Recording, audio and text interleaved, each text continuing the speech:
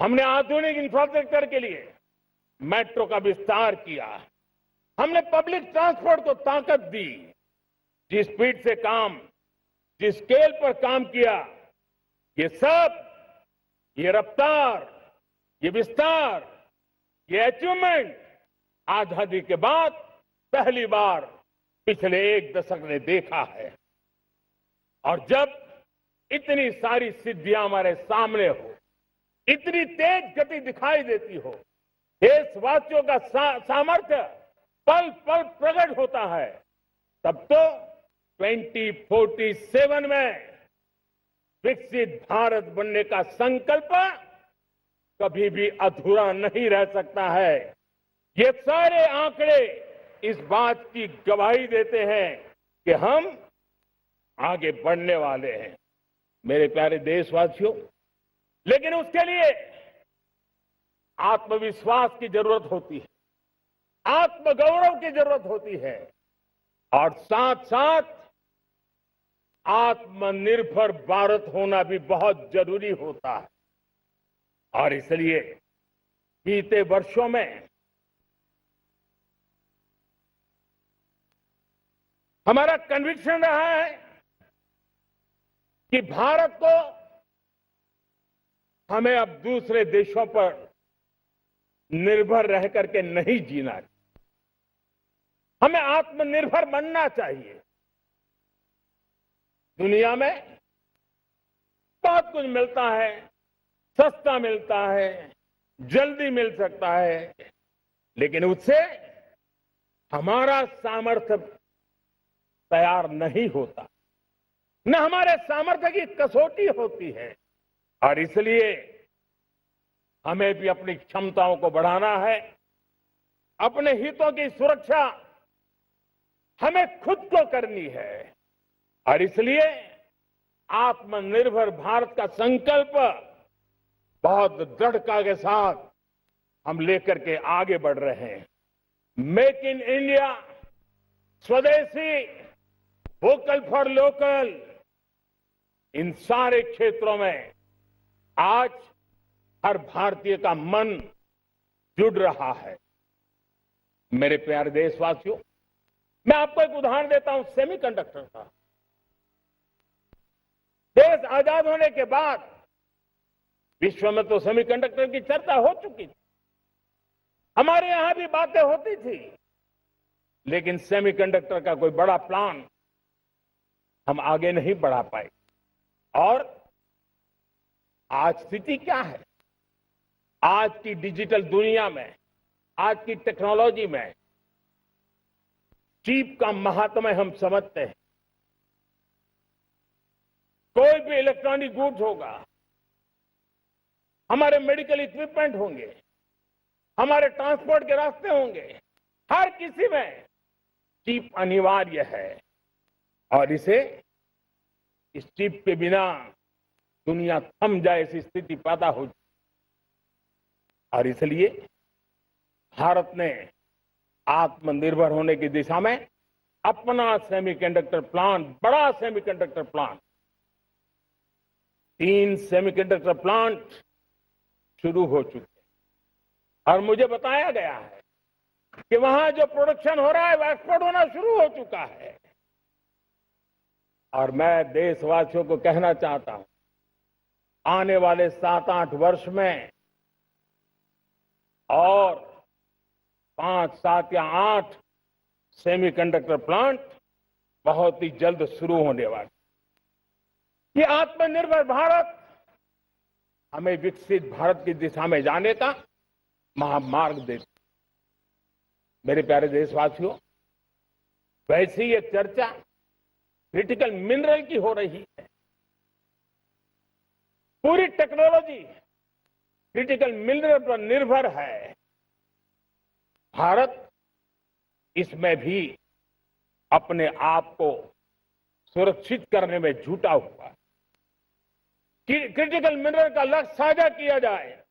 National critical mineral ये हमने launch किया। बजट में क्रिटिकल मिनरल कॉरिडोर की हमने घोषणा की है। कई देशों के साथ एग्रीमेंट हो रहे हैं।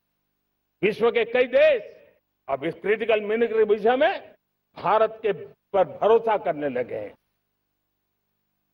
मेरे प्यारे देशवासियों, जैसे सेमीकंडक्टर की बात हो, क्रिटिकल मिनरल की बात हो, वैसे ही जिस टेक्नोलॉजी की दिशा में हम जा रहे हैं, दुनिया जा रही है, उसमें एनर्जी का महत्व और बढ़ता चला जा रहा है।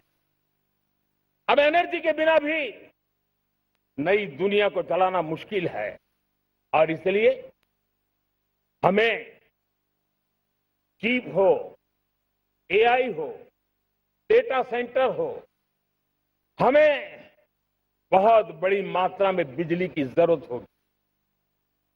एनर्जी सिक्योरिटी ये हमारे समय की मांग है और इसलिए हमने पहले से ही उस दिशा में एक के बाद एक मजबूत कदम उठाए हैं। एनर्जी सिक्योरिटी का एक बड़ा माध्यम है परमाणु ऊर्जा, न्यूक्लियर एनर्जी। हमने पार्लियामेंट में शांति एक्ट पास कर करके एक नए लक्ष्य तरफ जाने का रास्ता तय कर लिया है। 2047 तक हम 100 गीगावाट न्यूक्लियर पावर का लक्ष्य लेकर के चल रहे हैं। इसी एक दशक में हम 5 नए न्यूक्लियर रिएक्टर शुरू करने का लक्ष्य लेकर के चल रहे हैं। इस वर्ष भारत ने फास्ट ब्रीडर न्यूक्लियर टेक्नोलॉजी में महारत हासिल करके एक अहम पड़ाव पार किया है और उसके कारण परमाणु ईंधन में आत्मनिर्भर बनने की दिशा में हमें एक बहुत बड़ा सफलता का कदम हमने रखा है। मेरे प्यारे देशवासियों, कई बार संसाधनों की कमी के कारण देश रुकता नहीं है,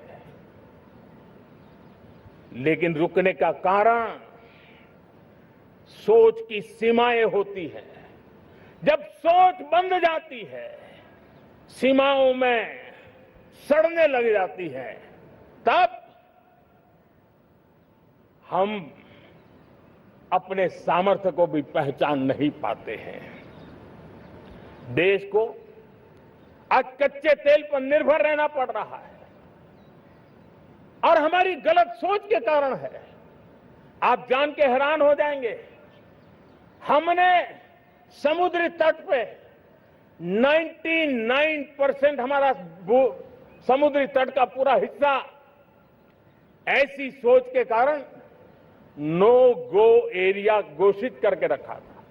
हमने ही समंदर के अंदर जाकर के एक्सप्लोरेशन न करने का निर्णय कर लिया था। ये सोच का दारिद्र्य था। हमने फैसला किया ये नहीं चल सकता।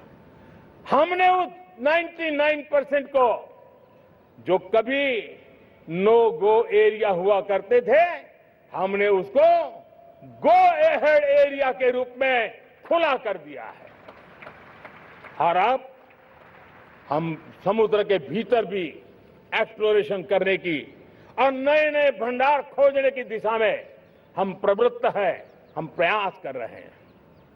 हमने पिछले वर्ष उसी दिशा में एक महत्वपूर्ण कदम रखते हुए समुद्र मंथन की घोषणा की थी और पिछले दिनों हमने 85,000 करोड़ रुपए इस काम के लिए आवंटित करके काम को गति देने का निर्णय कर लिया है। मेरे प्यारे देशवासियों, एनर्जी सिक्योरिटी, इसका मैंने कहा कि हमें ऑल्टरनेट स्रोतों की तरफ भी पूरी शक्ति लगाना बहुत जरूरी है और इसलिए ऊर्जा का सही इस्तेमाल बढ़ाते हुए भारत इसी दिशा में आज तेजी से काम कर रहा है। 2014 से पहले, मतलब आज से 12 साल पहले, हमारे देश में सिर्फ 70 शहरों में पाइप से गैस की व्यवस्था थी, पाइप से गैस डिस्ट्रीब्यूशन होता था। 12 साल में इन 70 शहरों को हमने 700 शहरों तक पहुंचा दिया है। ये होती है रफ्तार, ये होता है विस्तार। 2014 के पहले मुश्किल से 20-22 लाख घरों में पाइप से गैस पहुंचता था। आज 1.25 करोड़ घरों में पाइप से गैस पहुंचाने का काम हो रहा है। 12 वर्ष पहले देश में सोलर एनर्जी की कैपेसिटी सिर्फ 2 गीगावाट थी। 2 गीगावाट, आज 160 गीगावाट हमने प्राप्त किया है लक्ष्य। मेरे प्यारे देशवासियों, मैं एक और जानकारी देता हूं। हमने इसका लाभ देश के मध्यम वर्ग को, सामान्य परिवार को मिले, इस तरफ भी उतना ही ध्यान केंद्रित किया। हमने पीएम सूर्यघर मुफ्त बिजली योजना चालू की और आज मुझे संतोष है कि इतने कम समय में 50 लाख घरों का सोलर एनर्जी का काम हम आंकड़ा पार कर चुके हैं। तेजी से चल रहा है और इसके कारण हजारों घरों का बिजली बिल 0 हो गया है। हजारों घर अपनी बिजली का उपयोग करने से अतिरिक्त बिजली आज बेच करके कमाई कर रहे हैं। हर परिवार को हम इस काम के लिए 80,000 रुपया सरकार की तरफ से एक एक परिवार को मदद दी जा रही है। तब जाकर के हम इस काम को पूरा कर रहे हैं। मेरे प्यारे देशवासियों, आपको जानकर के हैरानी होगी, ये जो हमारी रेलवे है उसका इलेक्ट्रिफिकेशन का काम हमारे देश में 1925 में शुरू हुआ था। 1925 में इलेक्ट्रिफिकेशन का काम शुरू हुआ, लेकिन 90 साल में 1925 से लेकर के 90 साल में सिर्फ 30% रेल का इलेक्ट्रिफिकेशन हुआ था। यानी 90 साल में 30%। हमारी रफ्तार देखिए, लक्ष्य को पाने के लिए हमारी दौड़ देख लीजिए। हमने एक दशक के अंदर 100% काम पूरा कर दिया। 90 साल में 30%, 10 साल में 70%, ये होता है काम। और इसके कारण डीजल जो हमें बाहर से लाना पड़ता है उसकी बचत हुई। बिजली से हमारी ट्रेनें चली, पर्यावरण को फायदा होने लगा। मेरे प्यारे देशवासियों, हम यहां से नहीं रुके हैं। हम दुनिया के अंदर पीछे रहना नहीं चाहते। पिछले दिनों आपने खबर सुनी होगी, भारत ने ईंधन का नया क्षेत्र को भी छू लिया है। देश ने पहली हाइड्रोजन से चलने वाली ट्रेन शुरू कर दी है और मुझे खुशी है, ये सबसे लंबी ट्रेन है और सबसे ताकतवर ट्रेन है और दुनिया में हाइड्रोजन ट्रेन के क्षेत्र में भी भारत ने अपना झंडा गाड़ दिया है।